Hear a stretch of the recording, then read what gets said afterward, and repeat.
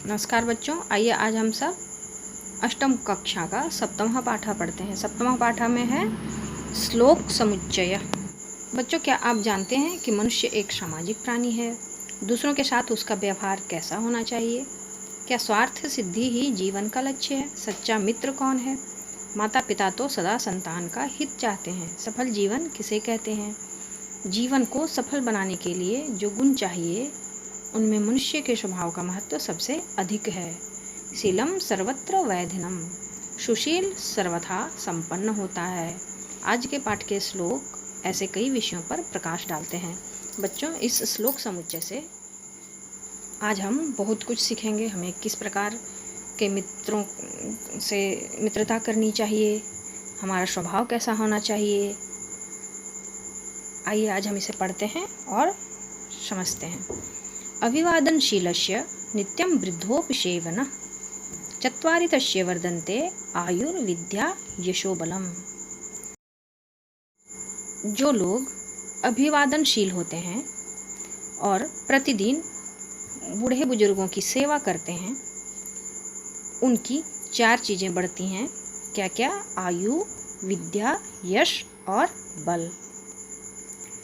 अर्थात प्रतिदिन वृद्धों और अपने से बड़ों की सेवा करने से, अभिवादन करने से 4 चीज़ों की वृद्धि होती है: आयु, विद्या, यश और बल की।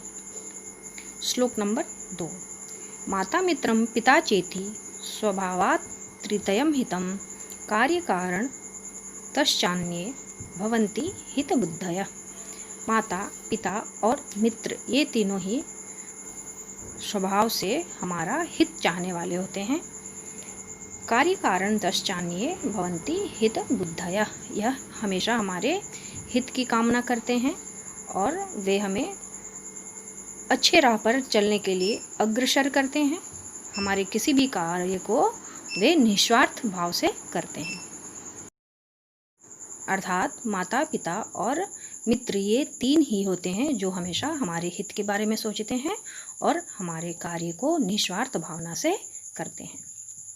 श्लोक नंबर 3। परोक्षे कार्यहंतारम प्रत्यक्षे प्रियवादिनम, वर्जेत तादृशं मित्रम विषकुंभम पयोमुखम। परोक्षे यानी कि पीछे से, कार्यहंतारम हमारे काम को बिगाड़े, प्रत्यक्षे प्रियवादिनम सामने से मीठी मीठी बातें बोले, वर्जेत तादृशं मित्रम इस प्रकार के मित्रों को हमें त्याग देना चाहिए। विषकुंभम पयोमुखम ये मित्र उसी प्रकार होते हैं जैसे एक घड़े में विष भरा हुआ हो और उसके सिर्फ मुंह पर थोड़ा सा दूध रख दिया गया हो। बुराई सोचने वाला, हमारे कार्य को खराब करने वाला जो मित्र होता है वह मुंह पर मीठा मीठा बोलता है। ऐसे मित्रों को हमें जल्द से जल्द छोड़ देना चाहिए, त्याग देना चाहिए, उनसे मित्रता नहीं करनी चाहिए। ऐसे मित्र विष से भरे हुए घड़े के समान होते हैं जिनमें। श्लोक नंबर 4। दुर्जनः प्रियवादी च नैतद्विश्वास कारणम, मधु तिष्ठति जिह्वाग्रे हृदि च हलाहलम। जो दुर्जन होते हैं और प्रिय बोलने वाले होते हैं, ऐसे मनुष्यों पर हमें विश्वास नहीं करना चाहिए। मधु तिष्ठति जिह्वाग्रे, ऐसे लोगों के जिह्वा की अग्र भाग में मधु लगा हुआ होता है, यानी कि सिर्फ मुंह से ही मीठा मीठा बोलते हैं। हृदि च हलाहलम, लेकिन उनके हृदय में विष भरा हुआ होता है। अर्थात जो लोग मुंह पर मीठी बातें बोले, ऐसे लोगों पर विश्वास नहीं करना चाहिए।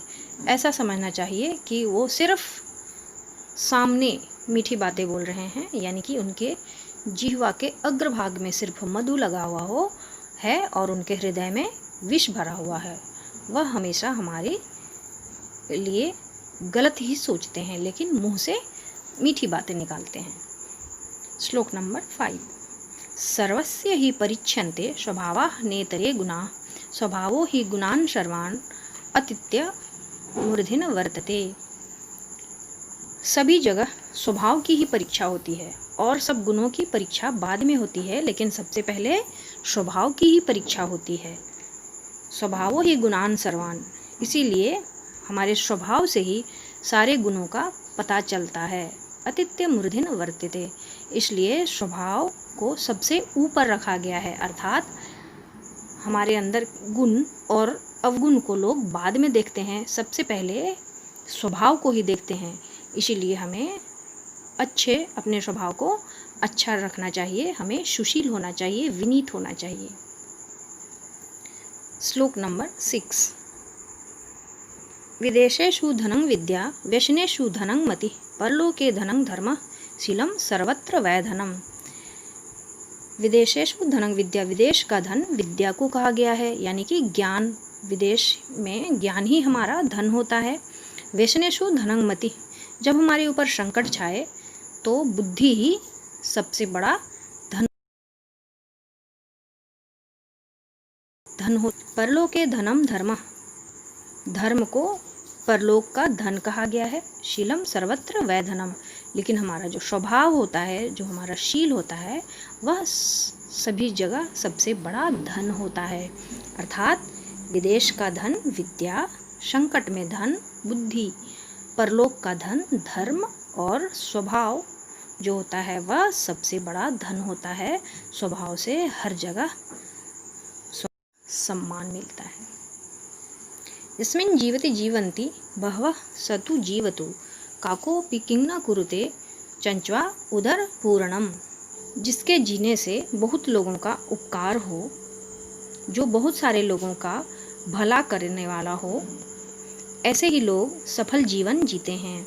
काकोऽपि किं न कुरुते चंचवा उदर पूर्णम, पेट भरना कौन सी बड़ी बात है। कौवा जैसा नीच प्राणी भी चोंच मारकर अपने पेट को भर लेता है। यानी कि जो मनुष्य दूसरों के उपकार के लिए अपना जीवन बिता देते हैं, वैसे मनुष्य ही सही रूप में जीवन जीते हैं, अर्थात परोपकारी मनुष्य का ही जीवन सफल होता है। श्लोक नंबर 8। दृष्टिपूतं निषेध पादम वस्त्रपूतं जलम पिबेत शास्त्रपूतं वदेत वाक्यम मनःपूतं समाचरेत। अर्थात दृष्टि से अच्छी तरह से देखने के बाद ही पवित्र स्थान पर ही पैर रखना चाहिए। वस्त्रपूतं जलं पिबेत, वस्त्र से अच्छी प्रकार से छाना हुआ जल ही पीना चाहिए। शास्त्रपूतं वदेत वाक्यम, ऐसे वाक्यों को हमें बोलना चाहिए जो शास्त्र से परीक्षण किया हुआ हो, यानी कि अच्छी बातें हों। मनःपूतं समाचरेत, किसी भी बात को बोलने से पहले मन में अच्छे से सोच समझ लेना चाहिए। अर्थात आँख से अच्छी तरह से देखने के बाद ही अपने पैर को रखना चाहिए। अच्छे से साफ सुथरे पानी को, जो कि छाना हुआ हो, पीना चाहिए। अच्छी बातें हमेशा बोलनी चाहिए और मन में विचार करने के बाद ही हमें अच्छा आचरण करना चाहिए। इस प्रकार बच्चों, आपने इस श्लोक समुच्चय को पढ़ा, इसे समझा। बच्चों, ये छोटी छोटी बातें हमें अपने जीवन में अपनानी चाहिए। ये छोटी बातें हैं, लेकिन हमें जीवन किस प्रकार जीना है ये हमें सिखाती हैं। तो आप इसे अच्छे से पढ़ें, समझें और इसका अनुसरण करें। धन्यवाद।